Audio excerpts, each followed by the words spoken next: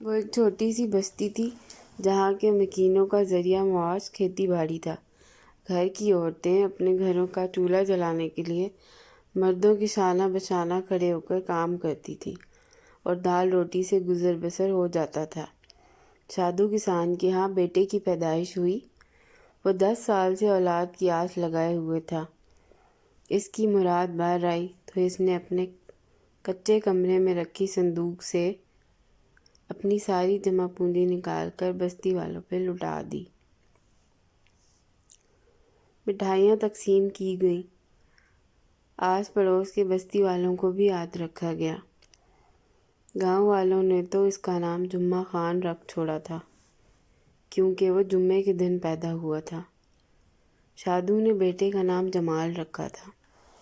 جب وہ بڑا ہو کر ضد پر اڑ گیا کہ اسے اسکول جانا ہے، ان کی بستی میں اسکول کا نام بھی کسی نے نہ سنا تھا اور وہاں کسی بچے کا اسکول میں داخلہ لینے کی تکرار حیرانی کی بات تھی۔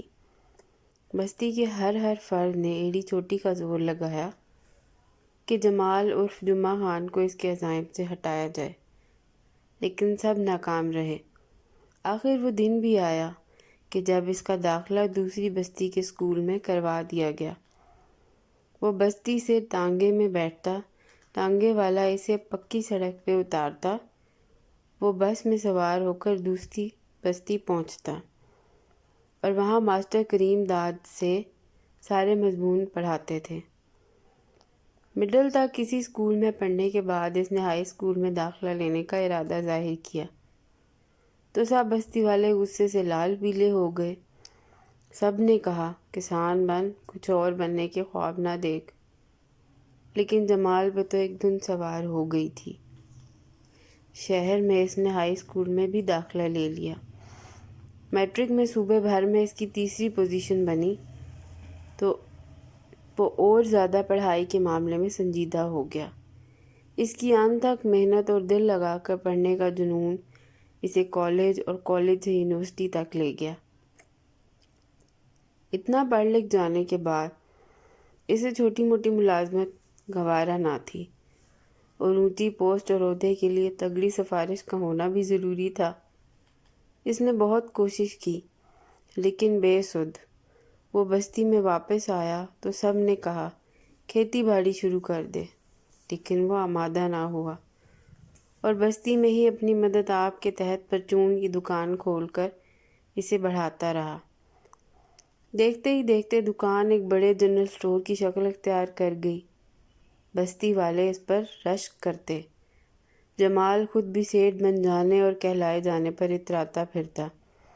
انہوں نے اپنا کچا گھروندہ گرا دیا، 2 کمرے پکے بنا لیے جس کے آگے برآمدہ اور 3-4 درخت بھی تھے جن کی چھاؤں میں بیٹھ کر جمال کی ماں خوشی سے پھولے نہ سماتی۔ ادھر شادو روز کلف لگے کپڑے پہنتا، لنگی کی جگہ شلوار نے لے لی تھی اور پگڑی بھی باندھتا۔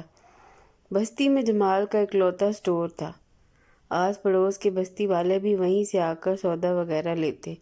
زندگی اچھی گزر رہی تھی۔ اسے ایسا لگا کہ جیسے گاؤں کا ماحول بدل گیا ہے۔ روزمرہ کے معاملات میں فرق آ گیا۔ اب وہ نوجوانوں جو اپنے بڑوں کے ساتھ مل کر کھیتی باڑی کرتے تھے سارا وقت موبائل پر ضائع کرتے۔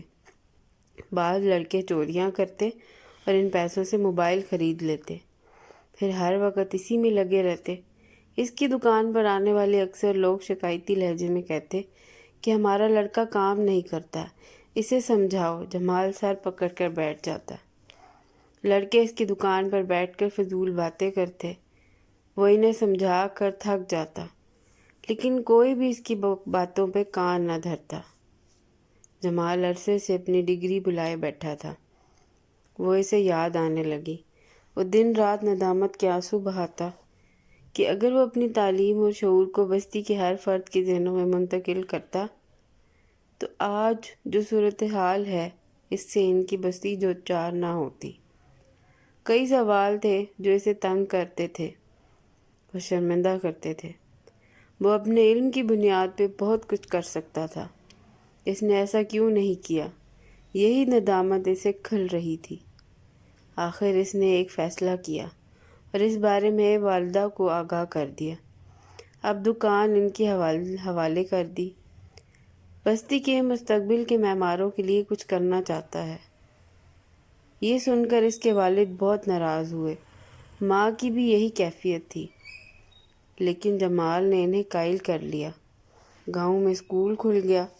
جو بچے بھٹک کر بے راوی کا شکار ہو گئے تھے، راہ راست پہ آنے لگے تھے۔ علم کی روشنی جسے اس نے اپنے دماغ میں محفوظ کیا تھا، نوجوانوں میں منتقل کرنے لگا۔ اس کی محنت رنگ لائی۔ اس بستی سے اکثر لوگ علم و شعور کے پیکر بن کر نکلنے لگے۔ اگر اسے درست وقت پر اپنی غلطی کا احساس نہ ہوتا تو شاید آج بھی وہ بستی بے نام رہتی، جبکہ آج وہ بستی جمال والا بستی کے نام سے جانی جاتی ہے۔ Thank you for watching the video. اللہ حافظ۔